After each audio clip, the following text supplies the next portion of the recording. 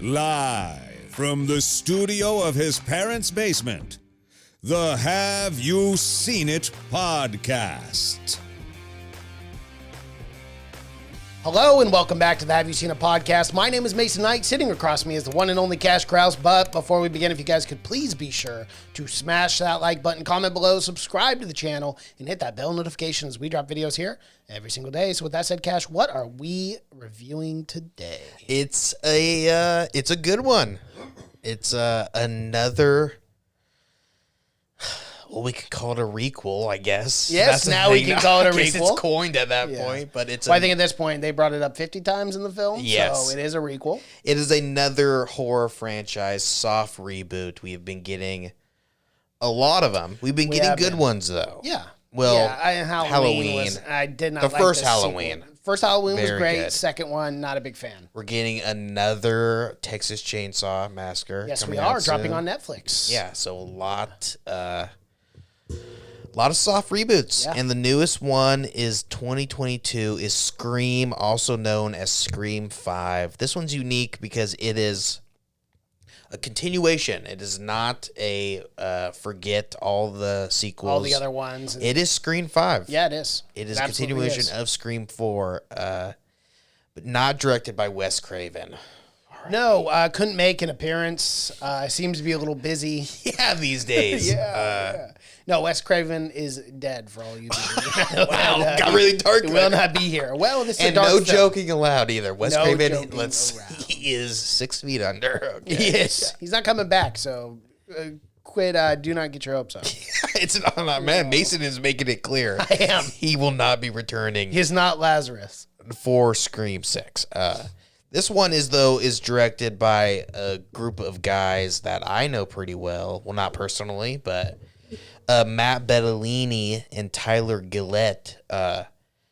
They're from Radio Silence, a collective, like a filmmaking collective. They started out on YouTube as Matt, Rob, and Chad. Are these the guys that did like VHS or whatever? They did VHS, but they started out doing 5-minute shorts on YouTube. I mean, they lived the YouTube dream of they did 5-minute shorts, and now they're making films.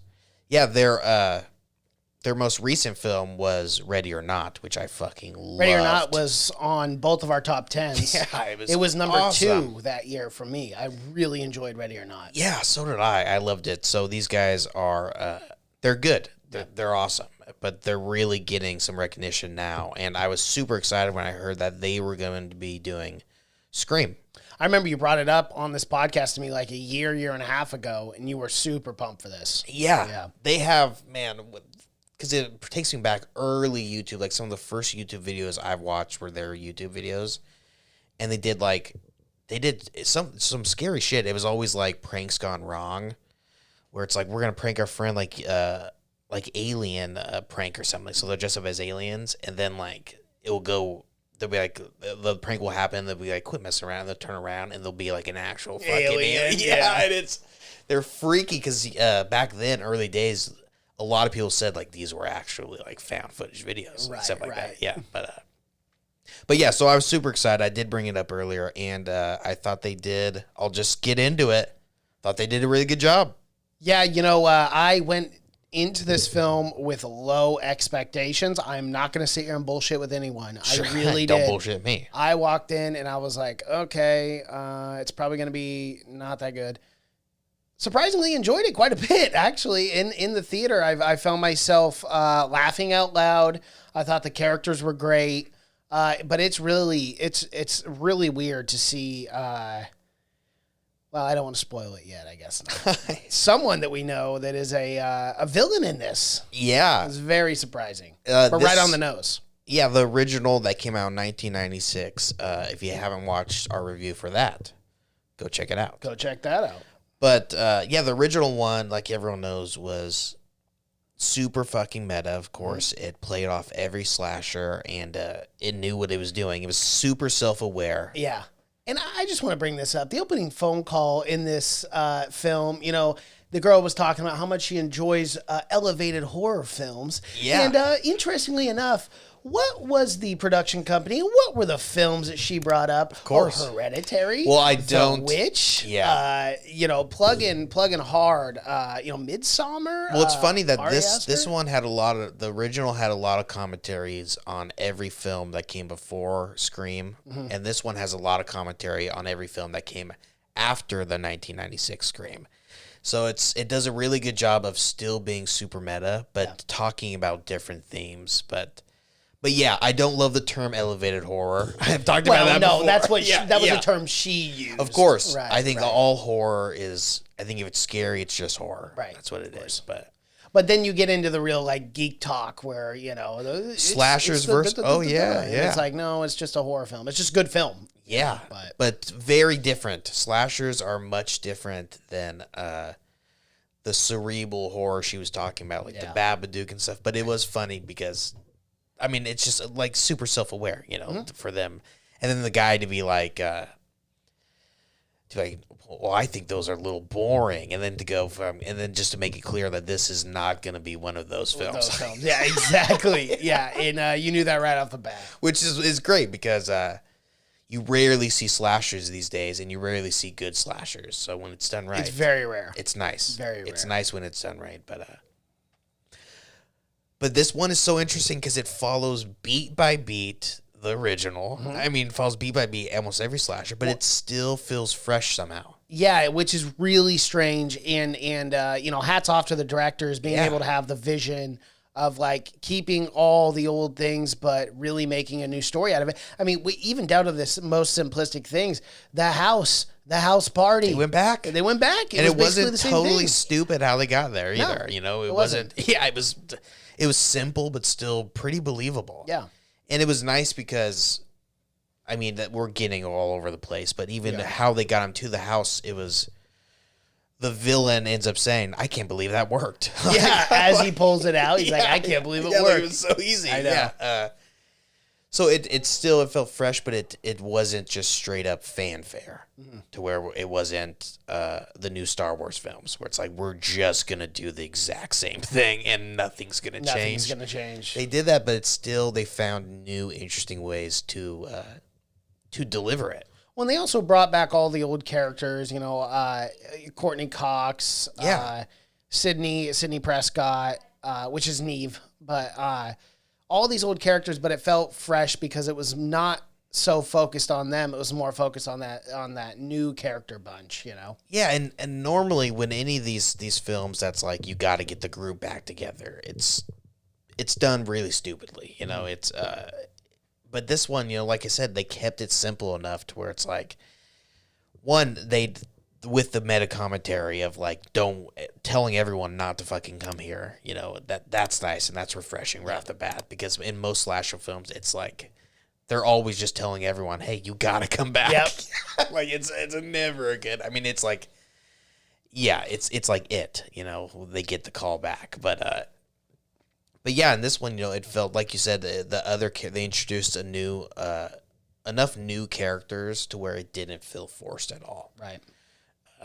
But still brought back some of the OGs. Brought back Dewey. David Arquette, who's like a grizzled. He's not like the fresh face in the original where he's kind of goofy and doofy. Right. No, it's He's like hardened a in this war-torn kind of like dealing with some Dewey PTSD. back from Vietnam. He's a changed man. It's an alternate universe Dewey, okay? He's grizzled Batman in this one. But I kind of liked. Yeah, Kind I of liked a it, too. badass. Well, hitting the bottle a lot, too, you could tell. Hey. He's been through 5 of these fucking films. Been stabbed over 9 times, so I guess he deserves a couple bottles, right? And let's just jump in. Let's talk about what they did in this one. Like I said, they doubled down on the meta. Mm-hmm. In this one, it is revealed that there is a companion series. It's the craziest thing ever, for one. There is a movie franchise based off the Scream murders. Correct. Called Stab. It's called Stab, and there's 8 of them. Mm-hmm. But they are somehow got away with using the real names of all the characters in this. Right, but different actors, and that's what was so funny when you would watch the films. Like, as you're watching the film, they were watching a film, and it wasn't, obviously because it's a film. Well, it's the same house that they're filming in and everything, and I'm like, what the hell? And like, who would be okay with them glorifying their like children's death? Getting slaughtered without at least changing the name. Yeah. But no, all the like Billy Loomis is played by some actor or something, but they're all the exact fucking names. Yeah. It's very strange. It is weird and offensive.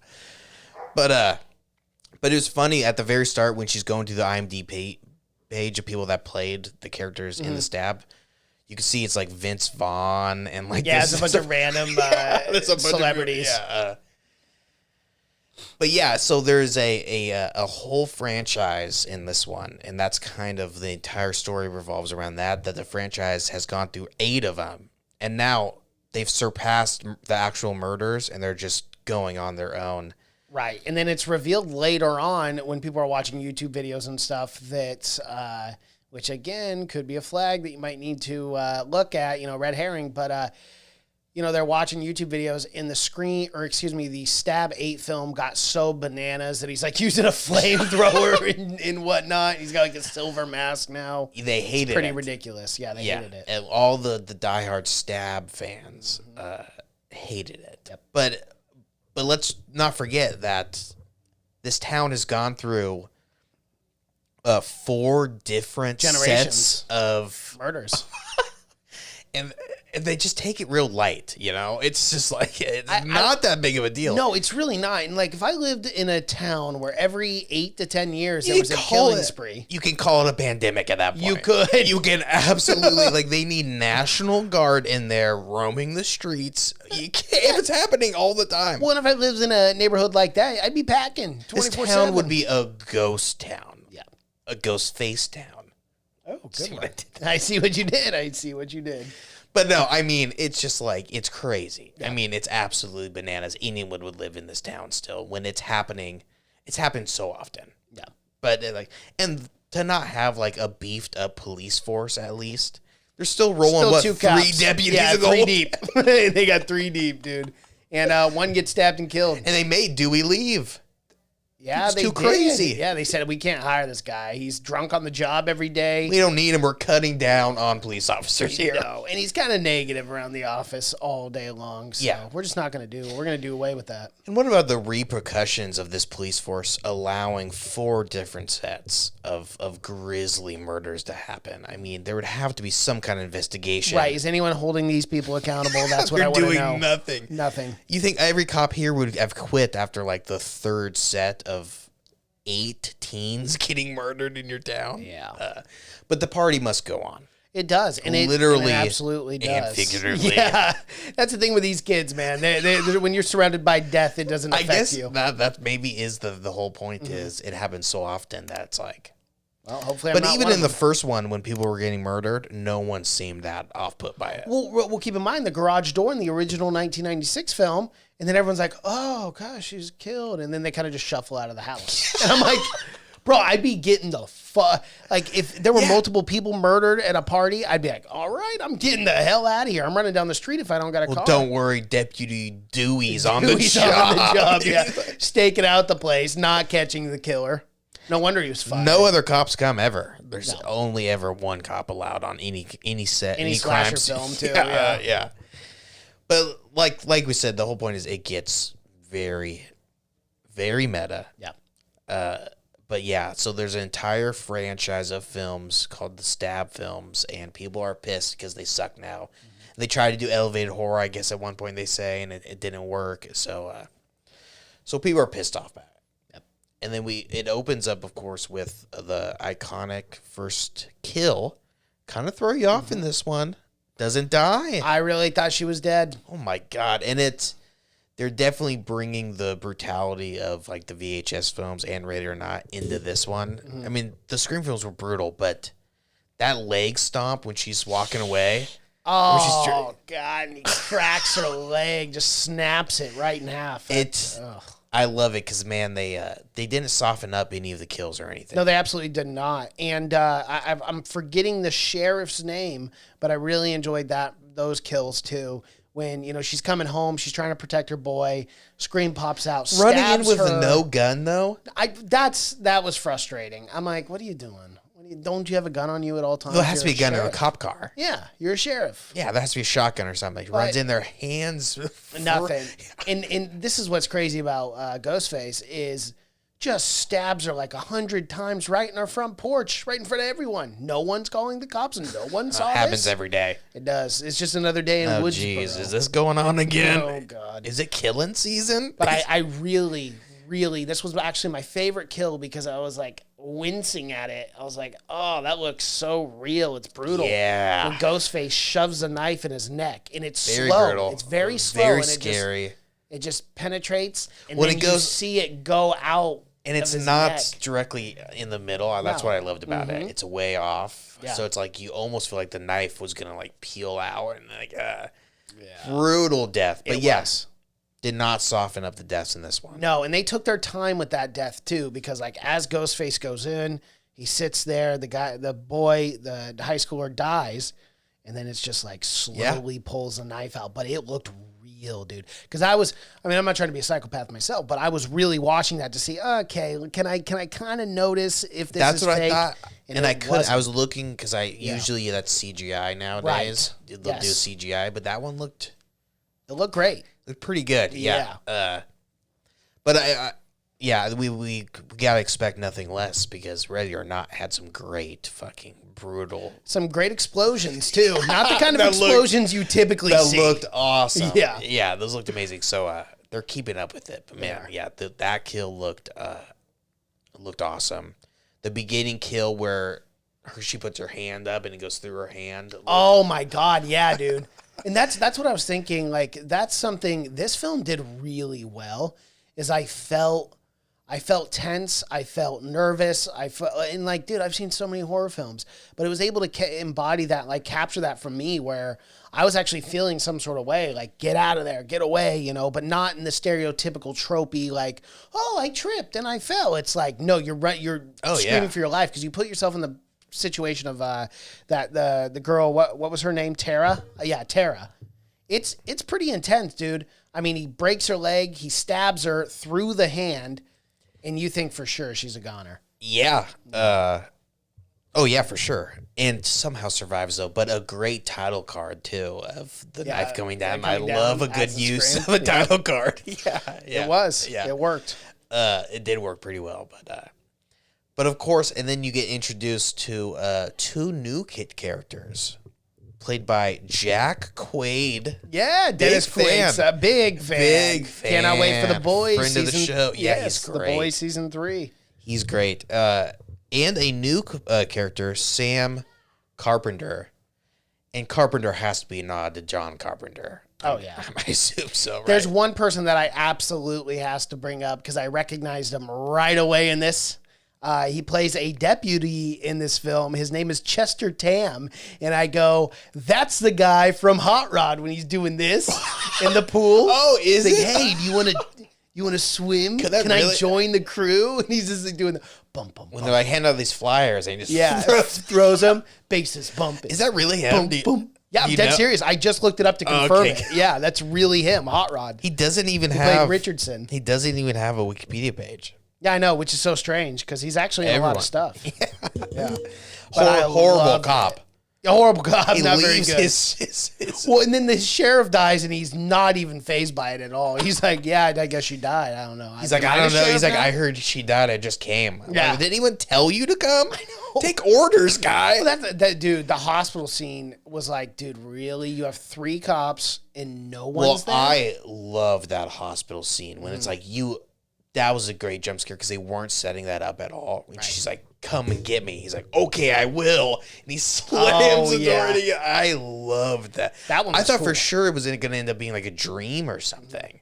It's like, no way that guy's got the fucking balls, but He's got the balls. we end up figuring out what's going on there. Right, of course. But I love that scene. Yeah, it was Full on. good. It was unexpected because there are scenes when they are teasing the hell out of a jump scare on purpose. Yeah, a lot of red herrings, false flags, whatever you want to call Yeah. them. But almost to the point where it was not comical in a bad way, but comical like, oh Well, my the God, scene- just get it over with because I know it's Before coming. he gets stabbed in the throat, Yep. and he keeps opening the doors. The doors to get the thing, and then opening the refrigerator, and the camera work was great because he would was open hilarious. it, and you could see a little bit, and you're like, okay, is he gonna come? And then it would slowly But they just zoom in. keep going. They do it like 5 times, where he keeps opening the fridge. Yep. The cupboards, the friggin' Because right at the everything. start, she makes the comment of, she's like, oh, those are just jump scares over and over again, which she's arguing about elevated horror or not. Right. Yeah, and that's what they do. It's pretty funny. It is. But yeah, they tease the hell out of it. But Yeah, going back to the hospital scene though, I should say the second hospital scene was, I really enjoyed that because I felt the dread and the fear of Tara when she's all alone in the hospital and the lights go off. well, they gave her own floor. I know, no one was up there at all. What No is this nurses, town? nothing. I don't know. It's a ghost town. It's so weird. Though. See what I did there? We'll give her a full floor. Yeah. With one deputy. We got no one in the hospital here. Don't even fucking worry about it. That deputy was, that kill, we didn't see the kill, but we saw the aftermath. That was pretty gruesome because that guy was gasping for air. I was like, very good. that's Yeah. those are those little subtle things that you add because, like, I don't know if you've ever seen anyone die, but it's Yeah. not just a movie death Well, where we it's were like, just oh, we were it's just like, talking yeah, about it's brutal, and it can take minutes to die over something like that. Yeah, we were just talking about how great special or practical effects have just peaked. They can do it to where it looks amazing. And any special effects guy is a master at human anatomy. I mean, they know exactly what would happen if you got stabbed, and exactly what it would look like. Yep. Sick guys, but They're you sick, gotta but, have them. You know, as long as they're working in film and not doing it, I'd say it's okay. Yeah, exactly. They got to have some kind of release for that kind of stuff. But yeah, that looked amazing, and of course, it was great to have a hospital scene. That's pretty important in a lot of slasher films like Halloween 2 and stuff. Yeah. So the whole damn thing was in the house. checking everything off. Yeah, it was in the hospital. I felt like for that film. Yeah. So they're checking off all the boxes, but yeah, it kept you guessing. But they did. We could talk about it. Let's get into spoilers. We'll talk I love about the third act that they announced. Yeah. But right before they the do third, announce. they Yeah, I do. do like that. But man, that kind of took me back. I was not expecting that because she's like, I'm not the killer. I know. You're Well, right. And I They was like, did the whoa. exact same thing in the first one, where the first cut, the first scene of after the first kill is of the killer. Yeah. Like just like it was Billy Loomis, it was of Jack Quaid's character. It was the first scene exactly so. And the second I saw Jack Quaid, I said, "Oh, he's the fucking killer." Yeah. I mean, for sure. But then, exactly like the first one, the next hour and a half is proving to you why he is not the killer and why Well, it was so funny why it's because- impossible. Right. Well, Dewey literally called it. I know. It was, and then And when I saw that scene, I was like, oh, "There you go." Yeah. he's gonna be the bad guy. Yeah, it's so funny, and it's a perfect casting for Jack Quaid to play this role because he's such a non-assuming, like goofy guy that But you at this would not point- suspect. He's so good, you got to use him as some kind of pivotal point because he is just a great actor now. really You is. got to use him. He can't just be the nerdy side piece anymore. know. He's got to be some kind of because he's always used as that, and then he turns into something else, like he does in The Boys. He ends up being kind of a maniac, Right? Yeah, a little bit. yeah, but he is great. But yeah, what they do so well is connecting two characters that aren't connected at all through the entire film, and then just happening to be like Stu And they were actually in a relationship too, Yeah. and everything. Yeah, they don't give you any hints about that. No, they I mean, unless I'm sure when you go back and watch it a second time, they probably will. they probably drop some hints. But for the first time, it's like Subtle. it was a big shock, It was. especially when he gets shot in the leg. I know. Oh, what the fuck? It's like I could grab the gun if you wouldn't have shot me in the So leg. why do you say anything? You're shooting. So it throws you off. Yeah, it does. But that reveal of him stabbing her, and like, I wanted to be the one to kill you. That was brutal. Again, is they brutal. flip right back. It can be funny at times, but they flip right back to it can be very scary and horrifying. I also like the Tara being tied up in the closet, I thought for sure she wasn't going to let her out. Yes, and it's kind of hinted that she didn't. Just red herrings everywhere. Just fucking. You can't flip around without thinking. And they really do it. can't. They know exactly what they're doing, and that's what was great about the writing. Is like they knew the audience was going to be guessing the entire time and trying to predict. I love the scene when they go down for beers or whatever. You know this. So they're teasing just like at the garage scene. And she's like, "Well, I wanted to make sure." And she's like, "Well, you just fucked up because you went down to the basement with someone you don't even know." And then everyone I could feel in the audience was like, "Oh fuck, like this could be." And then she doesn't do it, and you're like, "No, she can't be the killer." Then it turns out she's the fucking killer. She goes, "I am the killer." Yeah. Okay, no, I'm not. Yeah. So you're second guessing it the whole time. fucking time. But they did a good job of that, throwing people off. Yeah, and it's so easy these days, at least for me, to early on predict most of the time. Yep. And that's just like, because most of the time the writing isn't very good, but kept me guessing the whole time in this one. Yeah, I gotta be honest. I had no idea about her. I suspected Jack Quaid, definitely, just because we know who he is. He's a very good actor. Well, then they immediately throw you off because he is miles away. Yeah. So immediately you think, well, that's impossible. Right. And then I thought the only thing that was still keeping that open-ended for me is there's always two killers. Yeah. So that was kind of my thing where I was like, okay, well, he still could be teamed up with someone, but they do throw you off right away because so far. He's got a zero connection with anyone. Right. In that town. Especially He's never met anyone, and they may throw you off because he's never seen any of the films. They really sell that. They really he's do. Watching them throughout. Come to find out, he was obsessed with it, and he was probably just rewatching the films. Yeah. Yeah. Yeah. He ended up just meeting the chick on a subreddit, which is where all bad things happen. It's where all the start I stay away from Reddit. It's where all the start of all bad things happen. But yeah, they just did an awesome job, I thought, of keeping you guessing. Yeah. Just like the first one, I thought.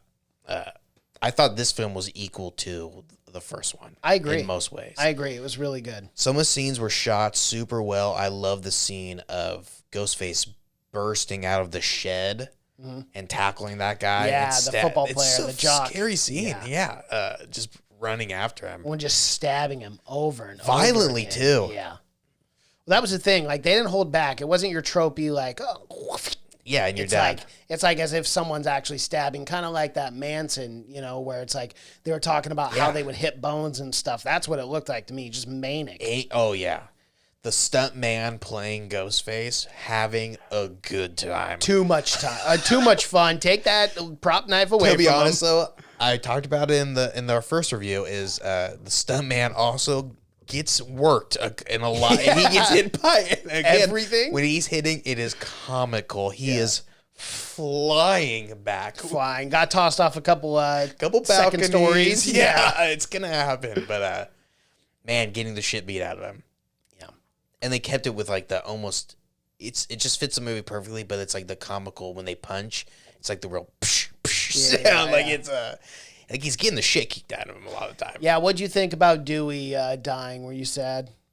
I loved his death. The death was dope and expected too. For sure. You knew it was going to happen. And I was like, oh, God. But cool for David Arquette to be in 5 of these films and then like have a good death. Yeah, right. For sure. Well, and even Ghostface at the time, which we find out is Amber later on, but she's like, it was an honor. It was an honor. Yeah. 2 knives. Mm-hmm. That was the cool thing. Yeah, a knife and then another knife and then up. All the way up. That takes some strength for that young woman to.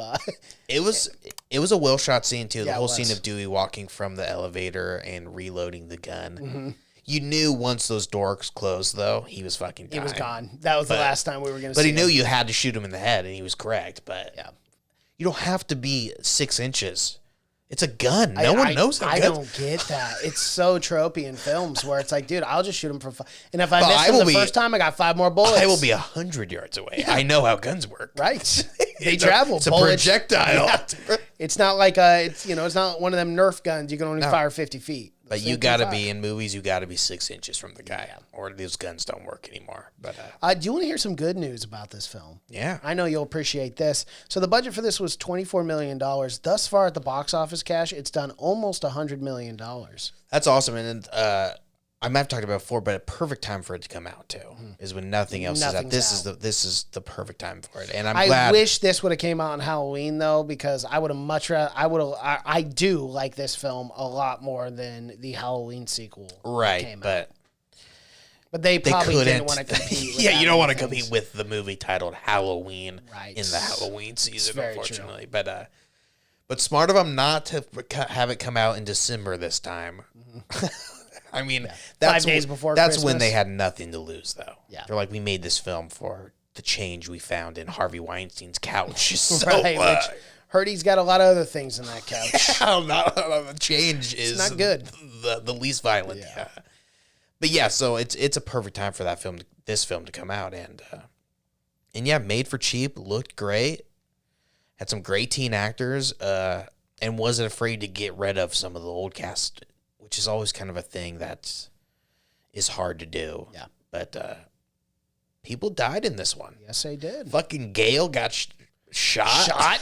She walked that one off pretty good. Gotta be honest. God, but can take a bullet. She can. And that's one thing I liked about this one too. It was like all of the characters had clearly learned something from the past. You know, they were all smart in some way because they've been through this. So it wasn't like they were still doing stupid shit. Yeah, like just going into the house. Which, like you said, you were worried this, had low expectations. That was my worry. Right. Was like they're gonna have all these motivations, but not have any reason for doing it. Yep. But I thought they were all pretty well written. Yeah, I actually walked away from this really enjoying this. And it's one of my biggest surprises of 2022. Gotta say, I think it's the best year of 2022 so far. Yeah. Yeah, I think so. I don't know. Yeah, I don't think what else. I don't know if I've seen anything else. Yeah, technically for 2021, yeah, good point. There's been some good TV shows for 2022 though. Yeah, you're really into Peacemaker. Oh, I love Peacemaker. It's awesome. But this is not a Peacemaker podcast. Well, thank you. Yeah, you're welcome. Shut that shit down. Shut it down quick. Yeah. Cash, you got anything else to add on this? I would recommend. I would definitely recommend go and see this. A great horror film for January. Absolutely. Alrighty, everyone. That is our review for Scream 5, I guess we'll call it. If you guys like what you're seeing here, please be sure to smash that like button, comment below, subscribe to the channel, and hit that bell notification as we drop videos here every single day. Thank you so much for watching and listening. My name is Mason Knight. That is Cash Krause, and until next time. Bye.